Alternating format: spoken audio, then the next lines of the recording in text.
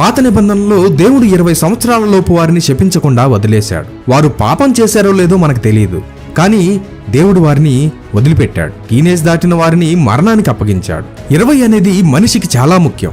20 అనే సంఖ్యకు ఒక ప్రత్యేక అర్థం ఉంది.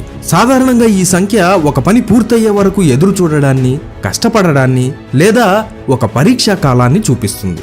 ఈ కాలం ముగిసిన తర్వాత మంచి రోజులు వస్తాయి. ఉదాహరణకు యాకోబు తన మామ దగ్గర సరిగ్గా 20 సంవత్సరాలు కష్టపడి పనిచేశాడు.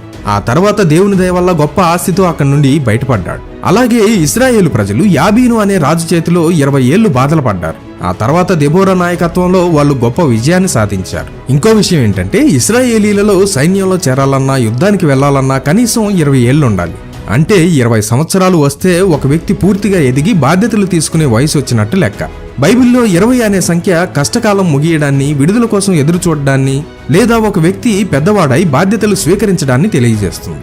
ఒక వ్యక్తికి పాపిని అనే గ్రహింపు కలిగిన మనస్సు 20 లోపే వచ్చి బాప్తిజం తీసుకుంటే అది వారి వ్యక్తిగత నిర్ణయం. వాక్యములో ఉన్న ఒక సందర్భం గమనిస్తే 20 సంవత్సరాలు అనేవి పరిగణలోకి తీసుకోవచ్చు. 20 సంవత్సరాలు దాటి యేసుక్రీస్తు అనే రక్షకుడు నీకు అవసరం అని తెలిసినా కూడా రక్షణ పొందకుండా ఆలస్యం చేస్తే నిర్గమకాండంలో ఇశ్రాయేలీలు చేసిన పాపం వారిని చంపినట్లు మీ పాపం మిమ్మల్ని మరణం వైపు నడిపిస్తుంది.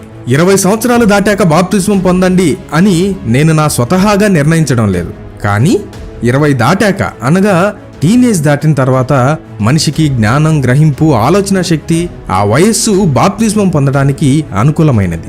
ఈ వయస్సు దాటాక ఆలస్యం చేయకూడదు అనేది నా పర్సనల్ సజెషన్. ఓకే, ఇప్పటి వరకు బాప్తిజం ఏ వయసులో తీసుకోవాలనే విషయం మీద మనం చర్చించాం.